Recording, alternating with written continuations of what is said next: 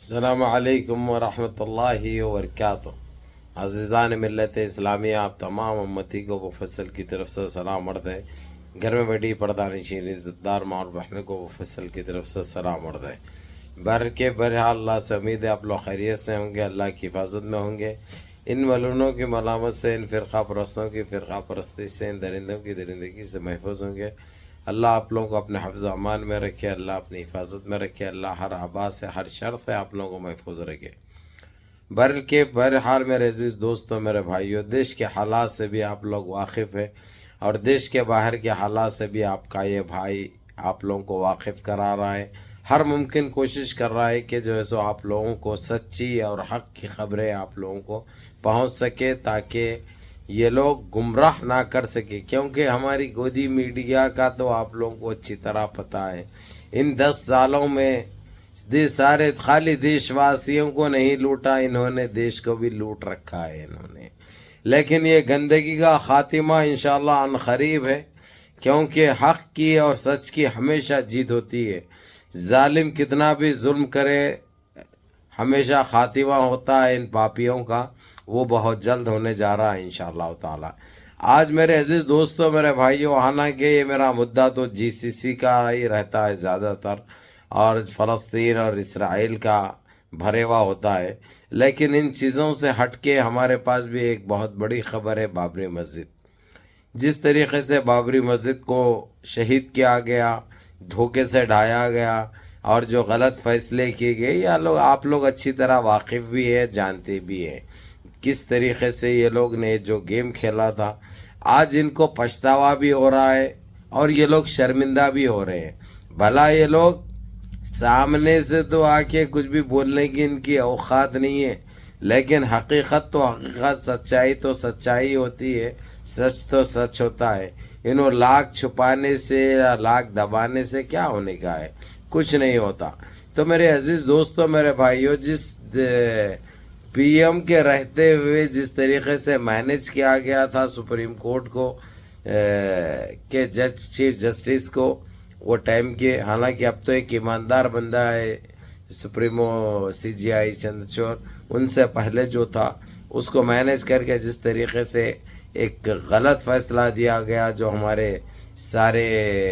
مسلمانوں کے لیے ایک ہمیشہ کے لیے، جس طریقے سے 6 دسمبر ایک بلاک ڈے منایا جاتا ہے، یوم سیاہ منایا جاتا ہے، ویسے ہی یہ یوم سیاہ جو شہید کرنے کا احکامات جاری ہوئے،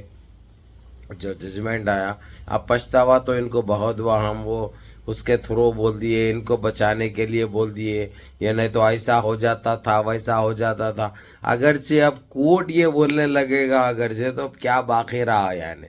آپ لوگوں کو اچھی طرح اندازہ ہے، لیکن سارے تو چپ نہیں بیٹھ سکتے نا بھائی۔ بعض ہمارے ویسے رہتے جو حق بیان کرتے، سچائی برابر بتاتے، ان کے پردے فاش کرتے، ان کے گھنونی چہرے بے نقاب کرتے۔ تو میرے عزیز دوستوں، میرے بھائیوں، جو سپریم کورٹ نے جو بتایا تھا، جو زمین دی تھی بابری مسجد کے لیے، اب وہ بڑھتے بڑھاتے جو ہے 25 ایکڑ زمین ہم کو ملی ہے، جس پہ صاف صفائی کا کام بھی ہوا ہے، کیونکہ رمضان سے پہلے اس کا کام شروع ہونے والا ہے، بابری مسجد تعمیر ہونے کا، اور جس کے نام سے رکھے گیا ہے ہمارے رسول پاک صلی اللہ علیہ وسلم، اللہم صلی علیہ، ان کے نام سے رکھنے کی وہ کی گئی ہے، جو کہ ایک بہت اچھی بات ہے، کیونکہ ان کو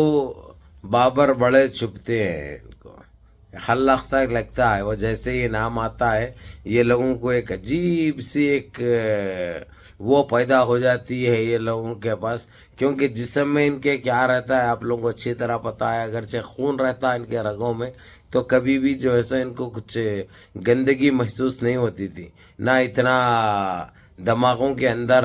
یہ چیز آتی تھی، لیکن ان کے پاس کیا دوڑتا ہے، کیا چلتا ہے، یہ آپ لوگ اچھی طرح واقف ہے، لیکن ہمارے کو اس میں الجھنا اور اس میں پڑھنا نہیں ہے۔ لیکن حق تو حق ہوتا ہے، وہ تو بیان کرنا ہے، اور بابری مسجد کو ہم کبھی نظر انداز نہیں کر سکتے، نہ کبھی بھول سکتے۔ حالانکہ یہ چیز خاموش بیٹھنے کے لیے بڑا ڈرایا گیا، دھمکایا گیا، لالچ دیا گیا، خریدنے کی کوشش کرے، لیکن ہمارے ویسے بھی رہتے جو کبھی بھی اپنی ایمان کا سودا نہیں کرتے، بھلا ہماری گردن چلی جائے لیکن کبھی بھی ان کے سامنے کبھی جھکتے نہیں، نہ تو کبھی انشاءاللہ تعالی اللہ چاہے تو کبھی جھکیں گے، کیونکہ ہمیشہ حق کی اور سچ کی تو جیت ہوتی ہے، اور انشاءاللہ تعالی یہ جیت تو انشاءاللہ برابر ہوگی، اور انشاءاللہ تعالی بابری مسجد تو بن کر رہے گی، بھلا نام چینج کرنے تو کوئی فرق نہیں پڑتا اس سے، اور ایسی تاریخی مسجد بن رہی ہے جو دنیا کی تیسری ایسی مسجد ہوگی، دنیا کی بتا رہا ہوں میں، یعنی سارے ورلڈ میں تیسری ایسی مسجد ہوگی جو ہر چیز ہوگی وہاں پر، بچوں کے لیے دینی تعلیم حاصل کرنے کے لیے، اور انسٹیٹیوٹ سے لے کے لائبریری سے لے کے ہاسپٹل سے لے کے، اور جو مسجد کو دیکھنے آئیں گے وہ لوگوں کے لیے رہائش ہوگی، وہ لوگ رہ سکتے ہیں، اس طرح ہوگا وہ لوگوں کے لیے،